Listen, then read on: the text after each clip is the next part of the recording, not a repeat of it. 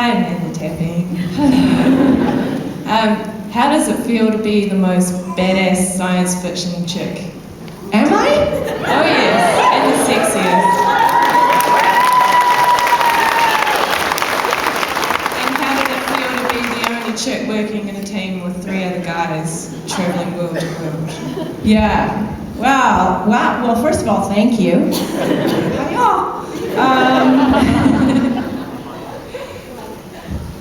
The initial thing with SG1 was convincing the writers that they had to stop red flagging the fact that I was a woman. That, you know, that whole my internal organs are on the inside, right? Now, that line was in the pilot, and our contract specifically stated that we could be fired after the pilot. Like we'd either, you got the pilot and then you carry on, or they had the option of jettisoning you after the pilot. So of course we're all in our absolute best behavior during the pilot, because nobody wants to get fired. And so I get to this line and I'm like, really? Really?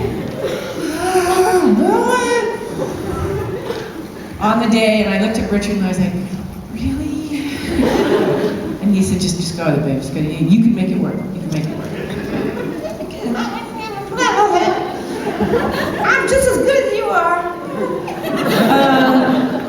Then after that, once I found out that they weren't going to fire me and that I was now officially a character on the show, Michael, Chris, and I were like, okay, now what bugs us about it? So I went up to the writers and I said, please, can you write as if you're writing for a man, where you don't put any of the female references that you keep putting in. And I, simply by the fact that I'm a woman, will hopefully bring an inherent femininity to it. But don't, just write her as a brilliant human being. And yes, the soldier, and like I'm physically I can do this, and intellectually I can do it, so don't write the girly moments. I mean, they wrote some in for fun, but for the most part they dropped off of that, so I didn't feel like I had to keep pushing the female agenda. I was hoping that it would just become an organic part of the team and that eventually she would just be accepted for who she was as a human being, which happened. But I grew up being the only girl on a team of 3 boys, and some of you may have heard this before. I grew up with 3 brothers. So here's a bunch of weird things. When I was born, my father wanted me to be called Samantha, and my mom wanted Amanda. And so for my entire life, my father has called me Sam. Right? Gets better. I work on a show with Richard, Christopher, and Michael. My brothers' names are Richard, Christopher, and Stephen, and I have a stepbrother named Michael. So, I just think the universe said, this is for you. You have to get this part. So I kind of know how to handle the boys. There were times when I was like, oh, my brothers never did that.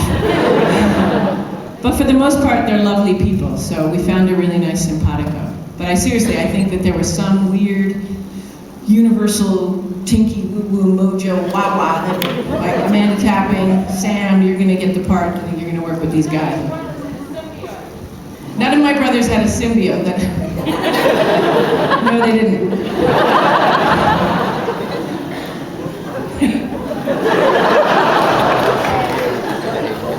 I don't know about that. I'm a little embarrassed now. Hi, Amanda. I'm this way. I'm standing away. Stand up. I'm standing up already. This way. Hi. Hey. I'm sorry, you have to forgive us. I've only seen up to season 2 of Sanctuary because it takes so long to get here. It's only just come out on DVD. It's terrible. What we want to know is there going to be any other SG1 stars coming up on Sanctuary? Also, sorry, double banger. We love the character of Ashley, your daughter, and the whole sort of father thing. Will she be coming back, like reincarnated somehow? Okay, good questions. Thanks. So you're up to season 2. We've just seen. So you've seen Michael? Yeah. Already.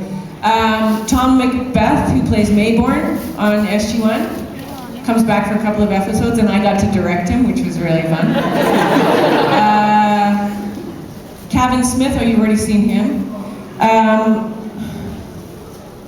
There's a bunch of smaller guest stars who've been on Stargate who are now on Sanctuary, but in terms of like the big guns like Rick or Chris or Joe or Tori or any of those guys, no, not yet. As for Ashley coming back, we did try to get her back in season 3, but Amelia was unavailable. She was working on something else, and now she's got another show that she's working on. If we come back for season 5, I'd really love to find a way to bring her back for something. But we've tried 2 years in a row now, but I'm determined. I'm just going to call her directly to get back. I think there's a way we can do it that's organic, but the problem is we didn't want to bring Ashley back just to please a section of fandom that was pissed off that she left. Do you know what I mean? Like, that's the wrong way to creatively make a show. It would have been like putting a square peg into a round hole. It would have been disingenuous. It would have compromised the show, I think the character, and even the actress. And it would have been for all the wrong reasons. I think that if we were to bring Ashley back, it has to be in a really dynamic and organic and cool way that's respectful of Amelia and respectful of the character and respectful of the show. So I think in not bringing, it would have been more disrespectful to try to do it the other way. And go, okay, you're gonna see Ashley. Okay, everyone just calm down and be happy. Because that's not fair, it's not the right way to do it. And again, I say very emphatically, it's disrespectful to the character and to the actors to try to just go, okay, come on, just smile and wise, you know. Everyone will be happy. So I think we need to find a really dynamic and organic way to do that. And we did, and then Amelia, bless her heart, wasn't available. So I say never. Just like Justin Bieber does. I don't even know.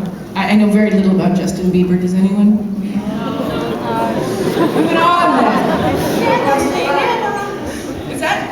Nobody's saying. Nobody's saying. Gotcha. Okay.